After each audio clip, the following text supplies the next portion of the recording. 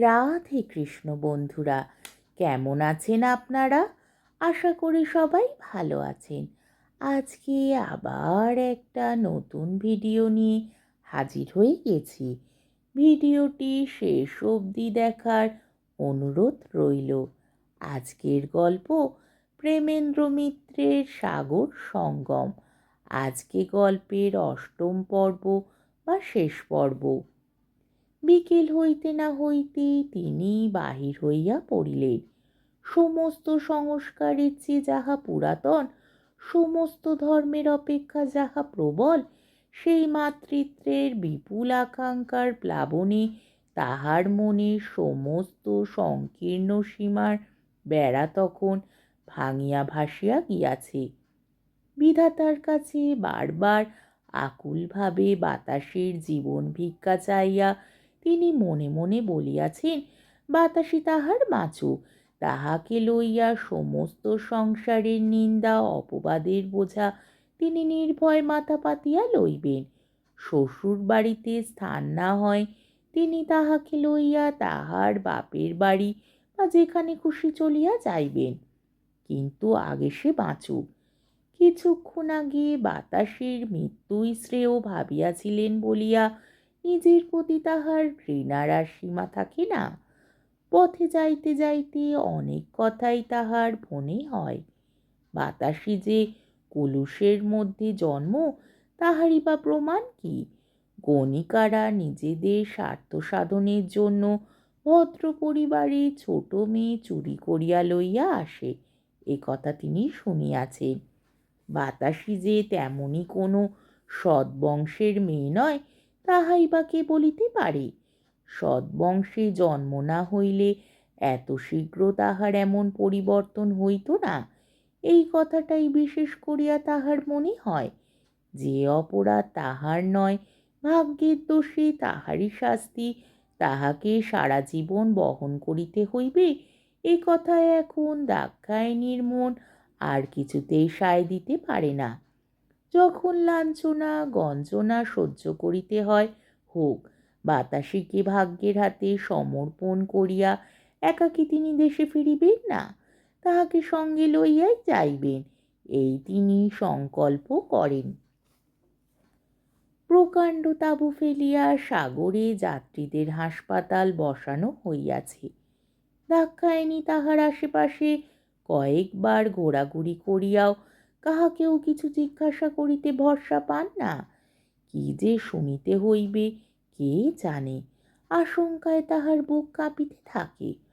অবশেষে অনেক কষ্টে একজন স্বেচ্ছাসেবককে তিনি ভয় ভয় বাতাসের খবর জিজ্ঞাসা করেন। ছেলেটি সমস্ত পরিচয় জিজ্ঞাসা করিয়া লয়। আপনি দেখতে চান তো তাকে? একটু দাঁড়ান, আমি খোঁজ নিয়ে আসি, বলিয়া ছেলেটি চলিয়া যায়। দাক্ষায়ণী কম্পিত বক্ষে অপেক্ষা করেন, কিন্তু অনেকক্ষণ চলিয়া যায়, ছেলেটির আর দেখা মেলে না। দাক্ষায়ণী ভিতরে ভিতরে অত্যন্ত অস্থির হইয়া ওঠেন। কেন তিনি ইহাদের কথা শুনিয়া হাসপাতালে পাঠাইতে রাজি হইয়াছিলেন ভাবিয়া তার আফসোসের আর সীমা থাকে না। ডাক্তার বলিয়াছিল দেখা করিবার কোনো অসুবিধাই হইবে না। এখন এই দেরি দেখিয়া ইহাদের সমস্ত ব্যাপারের উপর তাহার গভীর অবিশ্বাস জন্মিয়া যায়। কে জানে, হয়তো ইহারা কোনো শুশ্রূষাই বাতাসির করে নাই, হয়তো রুগ্ন মেয়েটাকে অবহেলায় ইহারা ফেলিয়া রাখিয়াছে, তৃষ্ণায় এক ফোঁটা জল দিবারও সেখানে লোক নাই। দাক্ষায়ণীর মন রাগে দুঃখে দুর্ভাবনায় কেমন যেন করিতে থাকে। ইচ্ছা হয় এই কাপড়ের পর্দা ছিঁড়িয়া খুঁড়িয়া তিনি জোর করিয়া বাতাসিকে ছিনাইয়া লইয়া আসেন। বাতাসি ইহাদের ওষুধ না খাইয়াও বাঁচিবে, দীর্ঘ প্রতীক্ষায় ক্লান্ত হইয়া পড়িয়াছেন। এমন সময় দেখিতে পান ডাক্তারকে সঙ্গে লইয়া সেই ছেলেটি তাহারই দিকে আসিতেছে। নিকটে আসিয়া পৌঁছিবার আগেই তাহাদের মুখ দেখিয়া তাহার আর কিছু বুঝিতে বাকি থাকে না। কাঠ হইয়া তিনি কোনো মতে দাঁড়াইয়া থাকেন। পাথরের মতো নিস্পন্দ সে মুখ দেখিয়া তাহার বেদনার কোনো পরিমাণই করা যায় না। ডাক্তার আমতা আমতা করিয়া যাহা বলে তাহার সব কথা তাহার কানে যায় না, প্রয়োজনও নাই। ডাক্তারের কথা শেষ হইবার পূর্বেই তিনি পিছন ফিরিয়া চলিয়া যাইবার উপক্রম করেন। বাতাসিকে শেষ দেখা দেখিতে পর্যন্ত তিনি চাহেন না।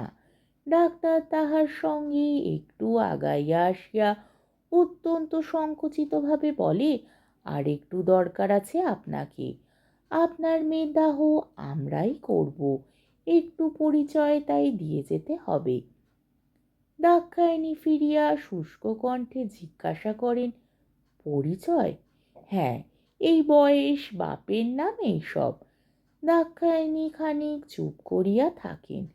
তারপর সুপবিত্র মুখুজ্জে পরিবারের বড় বউ জীবনের সমস্ত সংস্কার ও শিক্ষা ভুলিয়া যাহা করিয়া বসেন, তাহাতে তাহার শ্বশুরকুলে চতুর্দশ পুরুষ সুদূর স্বর্গে সুখাবাসে শিহরিয়া ওঠেন কিনা জানি না, কিন্তু সবার অলক্ষ্যে জীবন দেবতার মুখ বুঝি প্রসন্নই হইয়া ওঠে। বলেন, শক্ত মুখে বলতে নেই, দিন লিখে দিচ্ছি। আজকের গল্পটি এইখানেই শেষ হলো।